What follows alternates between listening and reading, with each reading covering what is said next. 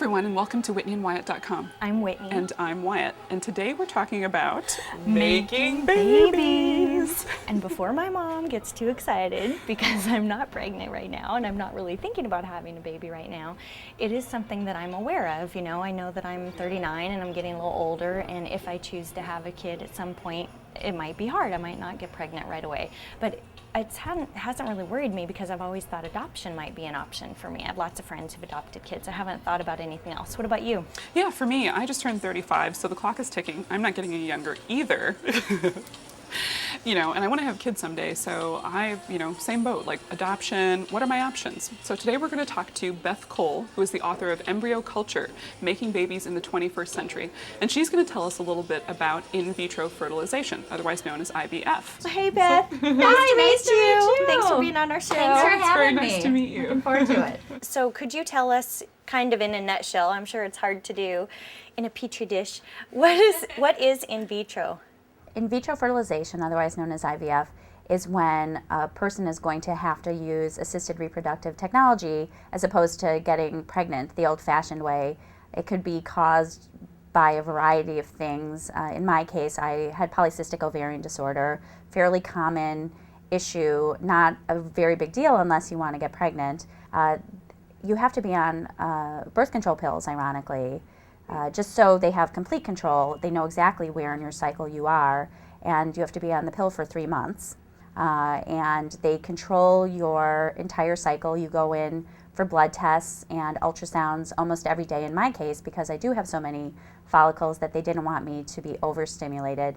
And then once you're ready to go, it's about 3 weeks from the start of medication to the point at which they take the eggs out of you, and then they add the sperm in a dish, whether they inject the sperm directly into the eggs or allow the sperm, let it be somewhat natural at that point and let it be sort of survival of the fittest and let the strongest guy get to the egg. Or girl. Or girl, right.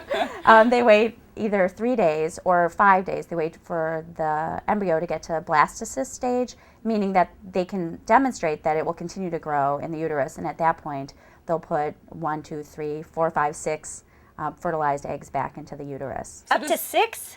Yeah. Some doctors do up to 6. There are not very many regulations in this country. There are some guidelines. Sometimes Assuming that some of them aren't going to take, and so you don't have to go through this 6 different times? Exactly. You just stuff a woman full of 6 of these eggs and hope that one of them is going to turn into a baby. And the older a woman gets, the worse the quality of her eggs are, Right. and the more likely a doctor would be to put up to 6 eggs. And 6 is sort of an arbitrary number. Certainly people put more in. A lot of doctors put fewer in. But yeah, you hear about people being pregnant with quads and quints, and the doctors then ask a woman to make a decision. So now, voila, you're pregnant. So let's talk about the best way to have you safely deliver 1 or 2 babies. So that means then eliminating, if they have 4 babies, then eliminating 2 or 3. Yeah, it's called selective reduction. And people are put in that situation where they have to make that choice. Does it scare you at all, or did it scare you, knowing that things weren't very regulated, like there's no standard for any of this stuff going into it? It did. It scared me because it put the responsibility on me. I'm a person who has always really trusted my doctors. They know what's right, but there were a lot of times where he said, you guys are going to have to make your own minds up. You have to decide how many embryos you want me to put back in. You're going to have to decide what to do with the leftover embryos. We didn't know we were going to have any leftover embryos. What are your options for that? How odd to be faced with that. Yeah, so your options are you can either freeze them, which is what we decided to do. You could have them just dispose of them on the spot. Okay, so once you freeze them, then your options are you can just continue to pay the annual storage fees and keep them frozen indefinitely. You can donate them to science, or you can give them to another couple. And some people call it embryo adoption, other people call it embryo donation. Or you can use them yourself or dispose of them. I was also wondering, after having gone through this, then are you advocating that younger women, can younger women go to a fertility clinic and say, check me out, am I going to have these issues when I'm 35, 39? Yes, so I'm not advocating it.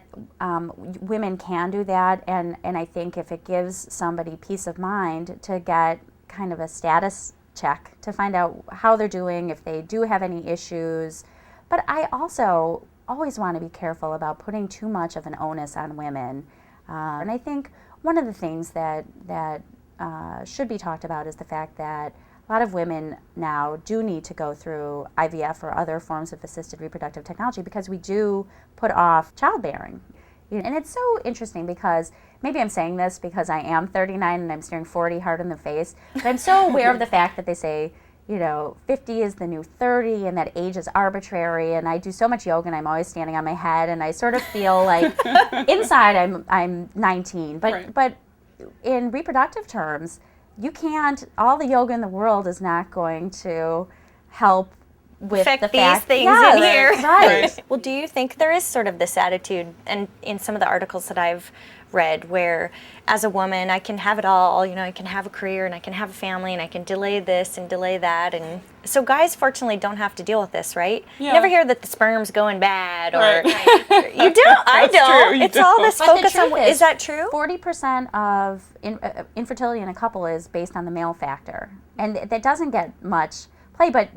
But I think partly it's because for a woman, in IVF certainly, to get one egg, a woman has to go through, at least a month of very invasive procedures. Listen, for They're men precious, to produce yeah. millions of sperm doesn't take much, Nope. and it can happen Like instantly. that. That's funny. Like We that. have these precious little eggs, Right. yes. Little Fabergé eggs. Inside. But the other thing is, I think as a society too, we're so medicalized. People have high cholesterol, so they'll take a Lipitor and then they'll go out and have the 2-pound T-bone. And I think that women too, they sort of think, well, that's okay, I can wait because I can just do IVF, not really understanding not only how hard it is physically, but also what the potential risks could be, and also all of the sort of excruciating and lifeboat type situations they might face.